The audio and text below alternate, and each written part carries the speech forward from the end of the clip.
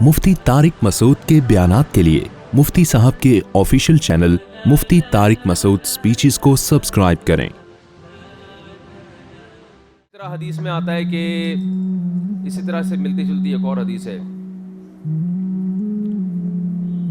کہ جو شخص زندگی بھر نیک عمل کرتا رہا، بڑھاپے میں وہ نہ کر پایا تو اللہ اس کے میں نیکی لکھتے رہتے ہیں، کیونکہ وہ بیماری کی وجہ سے نہیں کر پا رہا۔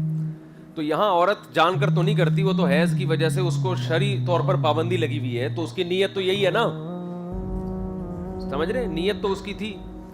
اس کا جواب یہ ہے کہ علامہ نووی رحمہ اللہ نے اس میں بڑی اچھی تحقیق لکھی ہے کہ اصل یہی ہے کہ عمل کا ثواب نیت سے بہرحال بڑھ کر ہے۔ اگر کسی کو پریکٹیکلی عمل کی توفیق ملے تو وہ فضائل حاصل کر لیتا ہے جو صرف نیت پہ حاصل نہیں ہوتے، سمجھ رہے ہو؟ ایک ہے نیکی کی نیت کرنا، اس پہ بھی ثواب ملے گا، ایک ہے عمل کی توفیق مل جانا، موقع مل جانا، تو اس سے جو درجات حاصل ہوتے ہیں نا، وہ درجات اس کو حاصل نہیں ہوتے جو عمل سے، جو صرف نیت سے ملتے ہیں۔ یہ جو حدیث میں آتا ہے وہ غریب جس کی نیت ہو کہ کاش میرے پاس بھی پیسہ ہوتا تو میں بھی ایسے عمل کرتا، تو حدیث میں جو دونوں اجر میں برابر ہیں، تو فہما فی اصل الاجر سواء، ہر عمل کا ایک اصل اجر ہوتا ہے۔ جیسے صدقہ خیرات کا ایک بیسک، جیسے بیسک سیلری ہوتی ہے نا لوگوں کی، ارے کہیں بھی آپ کو بیسک تنخواہ ہوتی ہے بیسک، تو ہر اجر، ہر عمل کا ایک بیسک اجر اللہ نے اپنے علم میں رکھا ہوا ہے۔ جو یہ عمل کرے گا، جیسے نماز ہے، روزہ ہے، اس کا ایک بیس ہے، اسی طرح صدقہ خیرات کا ایک بیسک اجر ہے۔ تو جو جس کے پاس پیسے نہ ہو لیکن نیت ہو کہ کاش پیسے ہوتے تو میں بھی یہ عمل کرتا، تو اس کو وہ بیسک اجر اس کو بھی اللہ دے دیں گے۔ عورت حیض میں ہے لیکن اس کی نیت اگر مجھے حیض نہ ہوتا تو میں نماز پڑھتی، تو نماز کا جو بیسک اجر ہے وہ اس عورت کو ملے گا، اور یہ عورت اس اصل اجر میں، اس بیسک اجر میں اس عورت کے برابر ہے جو پڑھ رہی ہے نماز، یعنی یہ نماز نہ پڑھ کے بھی اس اصل اجر میں اس عورت کے برابر ہے جو نماز پڑھ رہی ہے، کیونکہ اس کی نیت ہے لیکن شرعی طور پر یہ معذور ہے۔ تو اصل اجر میں دونوں کیا ہیں؟ برابر ہے۔ ہاں، جب آپ کوئی عمل باقاعدہ کرتے ہیں تو اس کے جو برکات اور اثرات مرتب ہوتے ہیں، وہ اثرات عمل کیے بغیر مرتب ہو نہیں سکتے۔ اس کی مثال میں آپ کو دیتا ہوں۔ دیکھو، روزہ آپ رکھو گے جب عملی طور پر، تو جو بھوک پیاس آپ برداشت کرو گے، اس سے جو عملی طور پر آپ کو تکلیف ہوگی، ایک وہ شخص ہے جس کو تکلیف ہوئی نہیں ہے، اور ایک وہ ہے جس کو باقاعدہ پراپر تکلیف ہو رہی ہے، تو اس سے آپ میں جو اسٹیمنا پیدا ہوگا، تقوی پیدا ہوگا، گناہوں سے بچنے کا ایک جذبہ پیدا ہوگا، اور عملی طور پر آپ بھوک اور پیاس کو برداشت کرو گے، تکلیف میں جاؤ گے، اس تکلیف پر الگ سے اجر مل رہا ہوتا ہے۔ اس کی مثال ہے جیسے سردیوں کا روزہ اور گرمیوں کا روزہ، روزے کا اجر تو دونوں میں برابر ہے یا نہیں ہے؟ حدیث میں آتا ہے سردیوں کا روزہ ایسے ہے جیسے بغیر جنگ کے مال غنیمت۔ اب ناروے میں 2 گھنٹے کا روزہ ہوتا ہے، بعض دفعہ سردیوں میں 3 گھنٹے کا۔ ایک آدمی ناروے میں 3 گھنٹے کا رمضان کا روزہ رکھتا ہے، ایک جیکب آباد میں گرمیوں میں رکھتا ہے 15 گھنٹے کا، 16 گھنٹے کا۔ تو اصل اجر میں دونوں کیا ہیں؟ بھائی وہ بھی رمضان کے روزے کا ثواب کما رہا ہے، 2 گھنٹے کی گریوی، نہ بھوک نہ پیاس، لیکن پورا ثواب ملے گا کیونکہ اللہ کا حکم اس نے پورا کیا ہے۔ اور یہ جو جیکب آباد میں، یہ بھی اس کو بھی ملے گا، لیکن دونوں کے جو گریویاں ملیں گی نا، بینیفٹس ملیں گے، وہ جیکب آباد والے کو زیادہ۔ اس کو الگ سے کچھ روزے کے اصل ثواب کے علاوہ بھی کچھ پروٹوکول ملے گا اس کو۔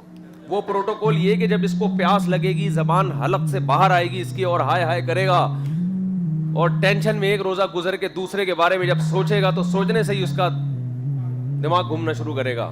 ایک انگریز مسلمان ہوا ہندوستان میں رمضان میں، غالباً حکیم الامہ نے یہ واقعہ لکھا ہے۔ تو ایک ہمارے یعنی حکیم الامہ نے لکھا، ایک پٹھان بھائی تھے، وہ گرمیوں کا روزہ تھا، تو انگریز مسلمان ہو گیا، تو ان نے، یہ حکیم الامہ نے لکھا ہے، حکیم الامہ یا رشمی گنگوئی رحمۃ اللہ علیہ، تو اس پٹھان بھائی نے کہا کہ اس کو اب پتہ چلے گا ٹھیک ہے، یہ مسلمان بھی کیسے ٹائم پہ ہوا ہے، گرمیوں کے رمضان میں مسلمان ہو گئے، ابھی پتہ چلے گا اس کو، سردیوں میں ہوتا یا عید کے بعد ہو جاتا، ابھی پتہ چلے گا اس کو۔ تو ایک ہے پریکٹیکلی کسی ٹینشن میں آنا۔ اسی طرح دیکھو حدیث میں آتا ہے کہ نبی صلی اللہ علیہ وسلم نے فرمایا بہت سے لوگ جہاد کی نیت ہے ان کی کسی وجہ سے آ نہیں سکے، لیکن ہم جو بھی وعدی طے کرتے ہیں وہ لوگ اجر میں ہمارے ساتھ شریک ہوتے ہیں. تو اصل اجر جو جہاد کا تھا ان لوگوں کو بھی ملتا ہے جن کی نیت ہے مگر اللہ کی طرف سے رکاوٹیں ہیں, جیسے معذور ہو گیا, بیماری ہو گئی. لیکن جو عملی طور پر جائیں گے, جو وہ ٹینشنیں اٹھائیں گے, معذور بھی ہو سکتے ہیں, گرفتار بھی ہو سکتے ہیں, شدید گرمی اور شدید پریشانیاں, تو ان کو الگ سے جو اجر ملے گا یہ اجر محنت ہی پہ ملے گا. تو اس لیے کہتے ہیں عمل کی توفیق مل جانا یہ اللہ کی طرف سے بہت بڑی نعمت ہے. اس کی مثال ایسے بہت سے لوگ عالم بننا چاہتے ہیں, نیت ہے ان کی, رکاوٹیں آ گئی نہیں بنے, تو ثواب ملے گا قیامت کے دن, اللہ انشاءاللہ علماء میں اٹھائے گا, بھائی اس کی بھی نیت تھی. لیکن اصل اللہ کا انعام کیا ہے؟ آپ بن جاؤ اور آپ کو دین کی خدمت کا موقع مل جائے. تبھی آپ نے دیکھا ہوگا ہمارے اکابر جتنے بھی تھے بہت دعائیں مانگا کرتے تھے کہ اللہ ہم سے دین کا کام لے لے. حالانکہ نیت تو ان کی ہے نا, لیکن وہ نیتوں پر اکتفا نہیں کرتے, اللہ عمل ہم سے لے لے. تو جس سے اللہ دین کا کام پریکٹیکلی لے رہے ہیں اس کا صدقہ جاریہ بہت زیادہ ہے, کیونکہ وہ علم کو آگے پھیلا رہا ہے, پھر آگے وہ صدقہ جاریہ جو بنتا چلا جائے گا, تو نیت والا اصل اجر میں تو برابر کا شریک ہوگا. لیکن جس کو اللہ عمل کی توفیق دے دیں اور عمل مل جائے تو یہ اللہ کی بہت بڑی نعمت ہے, اس پہ جتنا شکر ادا کیا جائے کم ہے. تو مرد کو اس پہ شکر ادا کرنا چاہیے کہ ہمیں حیض و نفاس نہیں آتا, ہم پورے مہینے نماز عملاً پڑھتے ہیں. اور خواتین بیچاریوں کو اللہ نے ایک عذر لگا دیا کہ وہ حیض کی حالت میں اللہ نے نماز پر پابندی لگا دی.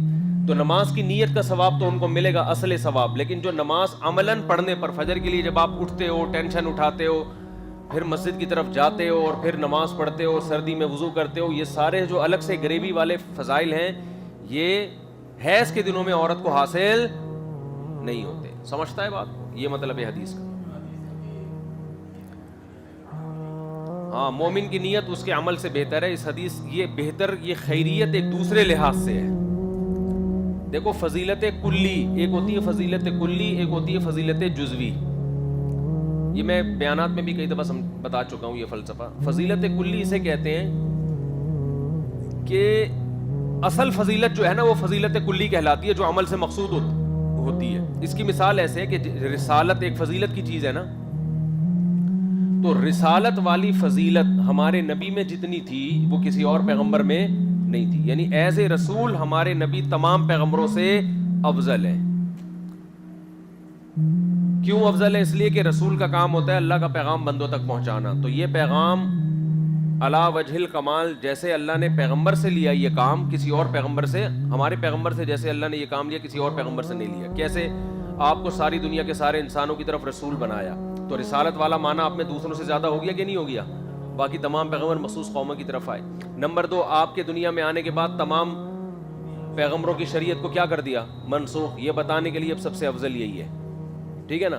پھر آپ کو خاتم النبیین بنایا کہ آپ کے آنے کے بعد اب کوئی اور نیا پیغمبر نہیں آئے گا. یہاں تک کہ موسیٰ کلیم اللہ بھی زندہ ہوتے تو فرمائے میری اتباع کے بغیر ان کی نجات نہ ہوتی. حضرت عیسیٰ بھی آئیں گے تو اسلام پر فیصلہ کریں گے. تو رسول والا جو مادہ ہے, جو عنصر ہے, وہ محمد صلی اللہ علیہ وسلم میں سب سے زیادہ ہے. تو کلی فضیلت رسالت میں کس کو ہوئی؟ تو من حیث الکل آپ صلی اللہ علیہ وسلم تمام پیغمبروں سے افضل ہوئے. لیکن جزوی فضیلتیں آپ کو دوسرے پیغمبروں میں ملیں گی. ہمارے نبی پر وحی آتی تھی جبریل کے ذریعے, موسیٰ علیہ السلام پر براہ راست. تو حالانکہ فضیلت زیادہ براہ راست میں ہے نا, اللہ کوہ طور پہ بلا کے حضرت موسیٰ سے براہ راست ہم کلام ہوتے تھے. تو یہ ایک خاص فضیلت ہے, ایک جزوی فضیلت ہے. یہ اللہ نے حضرت موسیٰ کو یہ نبی صلی اللہ علیہ وسلم سے بھی زیادہ دی ہے. وَكَلَّمَ اللَّهُ مُوسَىٰ تَكْلِيمًا إِنَّا أَوْحَيْنَا إِلَيْكَ كَمَا أَوْحَيْنَا إِلَىٰ کیا ہے اِنَّا أَوْحَيْنَا إِلَيْكَ كَمَا أَوْحَيْنَا إِلَىٰ نوح والنبیین من بعد وأوحینا الی ابراہیم واسماعیل واسحاق ویعقوب والاسباط. سارے پیغمبروں کا نام لیا کہ ہم نے آپ پر ایسے وحی کی جیسے ان پر, لیکن حضرت موسیٰ کے درمیان میں نام نہیں ہے. موسیٰ علیہ السلام کا الگ سے تذکرہ کیا, وکلم اللہ موسیٰ تکلیما وقربناہ نجیا, ہم نے سرگوشیوں کے لیے قریب کیا موسیٰ کو. اسی طرح حضرت موسیٰ کی یہ بھی جزوی فضیلت ہے کہ قرآن میں سب سے زیادہ نام حضرت موسیٰ کا آیا ہے, ان کا واقعہ سب سے زیادہ بیان ہوا ہے. یہودی یہی تو کہتے ہیں کہ محمد صلی اللہ علیہ وسلم کا نام تو قرآن میں ایک دفعہ آیا ہے, 2 دفعہ, ایک محمد اور ایک احمد, اور موسیٰ کا نام بار بار آیا تو کون افضل ہوا؟ تو ہم یہ کہیں گے جزوی لحاظ سے یہ فضیلت حضرت موسیٰ کی ہم مانتے ہیں. لیکن فضیلت کلی جو ہے, جو اصل مقصد ہوتی ہے عمل سے, رسالت کا اصل مقصد اللہ کا پیغام لوگوں تک پہنچانا ہے, اللہ سے براہ راست کلام یہ مقصد نہیں ہے.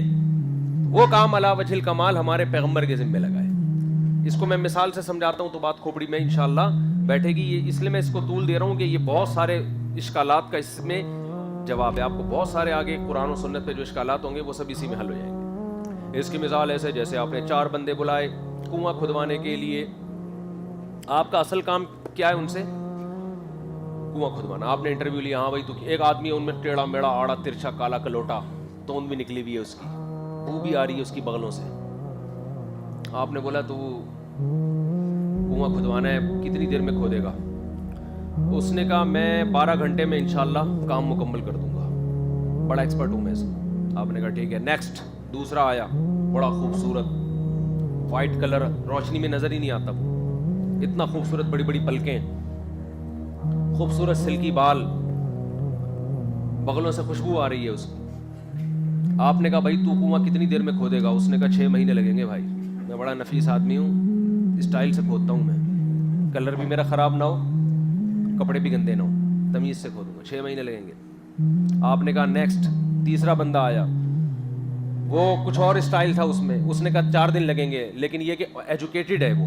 اس نے کہا میں پی ایچ ڈی کیا ہوا ہے میں اور بہت کوالیفائڈ آدمی ہے, بہت زبردست نا, بہت. وہ کہہ رہے میں نقشے بنا کے 2 مہینے لگا دوں گا, لیکن انجینئر ہے یا پی ایچ ڈی کیا ہوا ہے اس نے. چوتھا آیا, ہاں بھائی تمہاری کیا خصوصیت ہے؟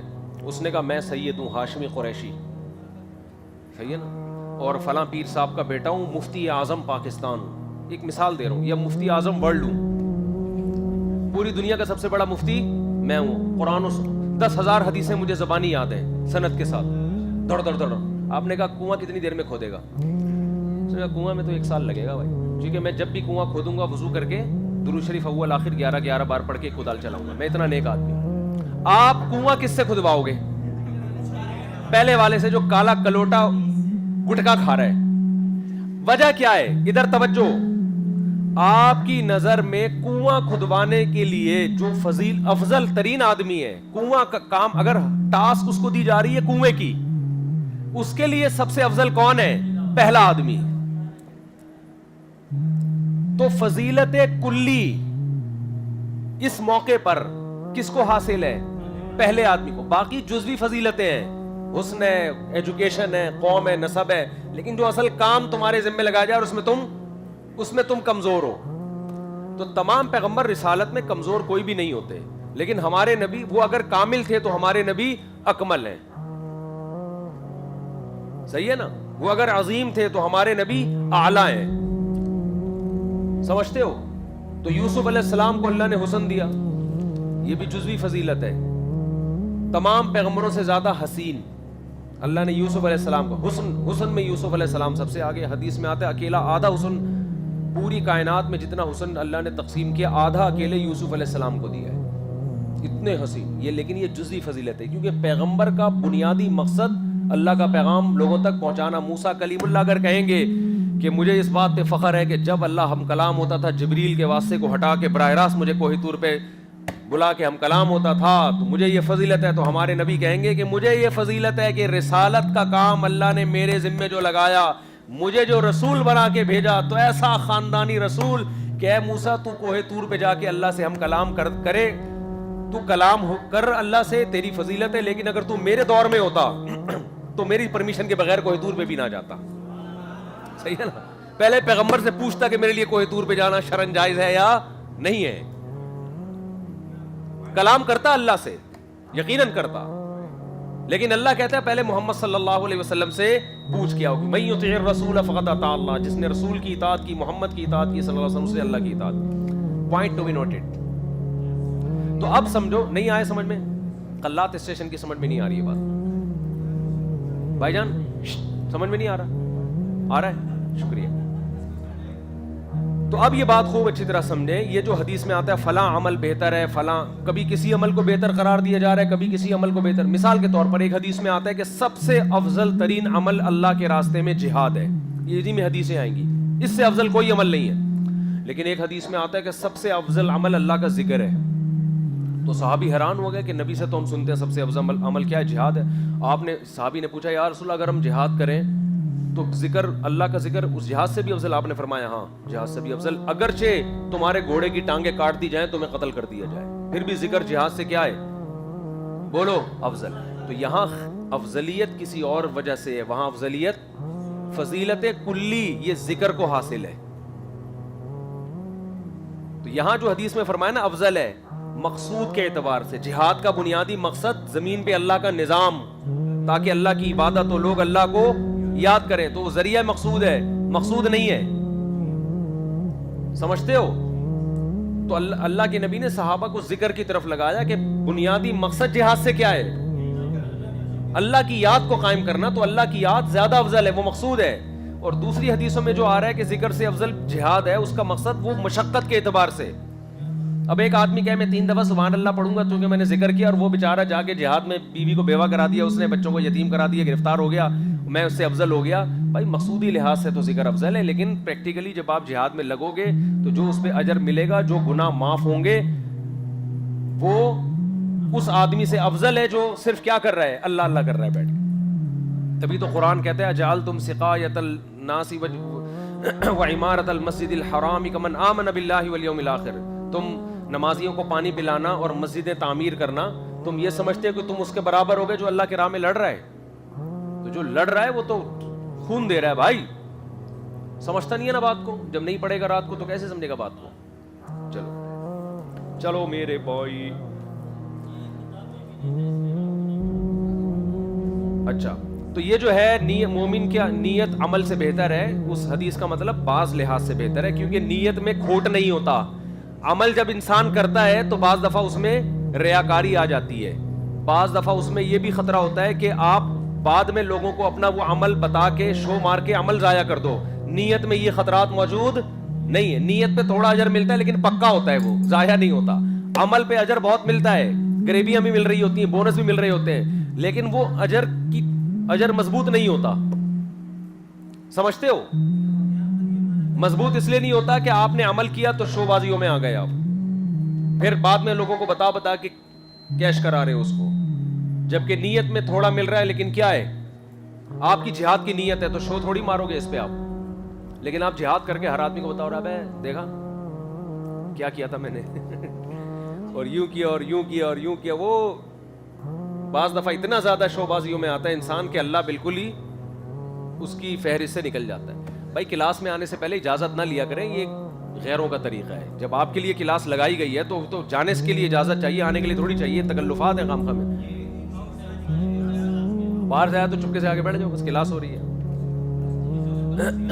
چلو آنے دو, یہ انتظامیہ کا کام ہے, میرا کام نہیں ہے. ہاں بھائی کیا ارشاد فرما رہے ہو, جلدی فرماؤ.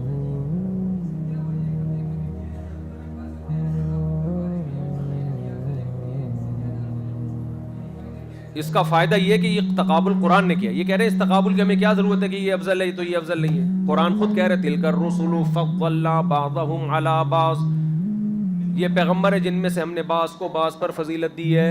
منہم من کلم اللہ, ان میں بعض ایسے جن سے اللہ نے کلام کیا, یہ فضیلت دی. ورفع بعضهم فوق بعض درجات, نبی کا نام اللہ نے نہیں لیا.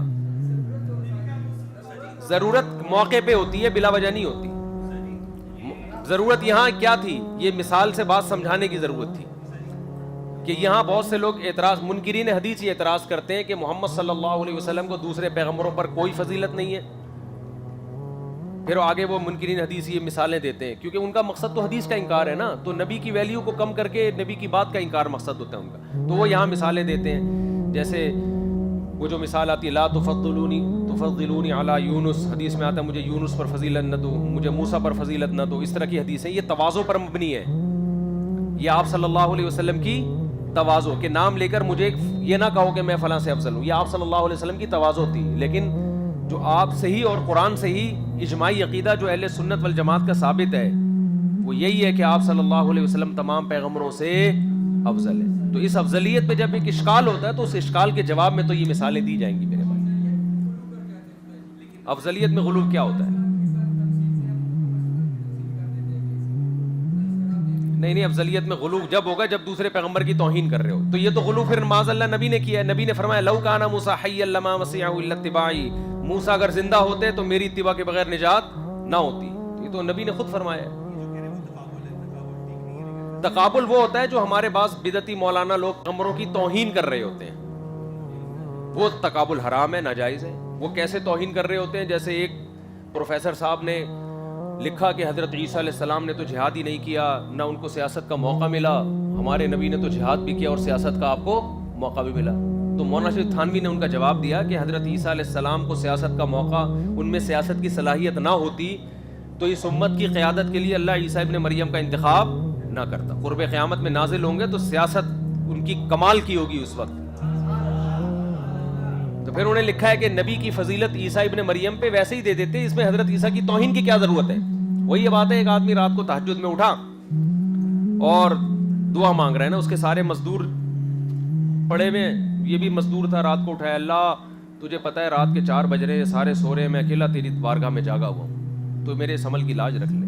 اے اللہ تجھے پتہ ہے کہ سارے خراٹے لے کے پڑے ہوئے ہیں, کسی کو اٹھنے کی توفیق نہیں ہوئی, میں نے بھی سارا دن مزدوری کی ہے, میں بھی اتنا ہی تھکا ہوا ہوں, میں اکیلا تیری راہ میں اٹھ کے تجھ سے دعائیں مانگ رہا ہوں, میری مغفرت کر دے. ایک نے منڈی باہر نکالی, بولا کم وقت تو اپنی تعریفیں کر, ہماری برائیاں کیوں کر رہا ہے اللہ کے سامنے, تو اپنے فضائل سنا کہ میں جاگا ہوں, ہمارا کیوں بتا رہے یہ سو رہے ہیں, یہ بتانے کی تجھے. تو آپ صلی اللہ علیہ وسلم کی تعظیم میں کوئی ایسا لفظ کہنا جس سے دوسرے پیغمبر کی تنقیص ہو رہی ہو, یہ جائز نہیں. تمام دعائیں بچوں کی پہنچ سے دور رکھیں. صلو علی الحبیب. آگے چلو بھائی, یہ مسئلہ. اچھا, اب یہ جو عورت حیض کے دنوں میں نماز نہیں پڑھتی تو اس سے بہرحال اللہ کی نظر میں ایک فضیلت سے وہ محروم, لیکن اس محرومی پر اس کو گناہ نہیں ملتا. لیکن بہرحال ایک عمل کی توفیق ایک شخص کو مل رہی ہے تو وہ اس کے برابر نہیں ہو سکتا جس سے عمل کی توفیق چھن گئی. اسی وجہ سے بہت سے علماء اس کا اہتمام کرتے ہیں کہ جمعے کے دن سفر نہ کریں, جمعے کی نماز کی فضیلت سے محروم ہو جائیں گے. سفر میں نہیں ہوتی نا جمعے کی نماز, بہت سے گاؤں دیہات آ رہے ہوتے ہیں, موقع نہیں ملتا, تو کہتے ہیں یار جمعہ پڑھ کے جاؤ. حالانکہ بھائی جب آپ نکل گئے سفر میں تو جمعہ تو معاف ہے آپ پر. وہ کہہ رہے ہیں معاف تو ہے لیکن جو پڑھنے کا ثواب ہے وہ تو نہیں ملے گا نا. سمجھتا نہیں ہے نا بات کو. تو اس طرح کوشش کیا کرو عمل کی توفیق مل جائے, صرف نیتوں پہ گزارا مت کیا کرو, کوشش کیا کرو. اور یہ جو سوال پیدا ہوتا ہے جب اتنا ہے تو پھر یہ کیوں کہا کہ مومن کی نیت اس کے عمل سے بہتر ہے, یہ ان لوگوں کے لیے جن کو عمل کا موقع نہ مل رہا ہو. تو some thing is better than nothing, نیت کا ہی ثواب حاصل کر لو.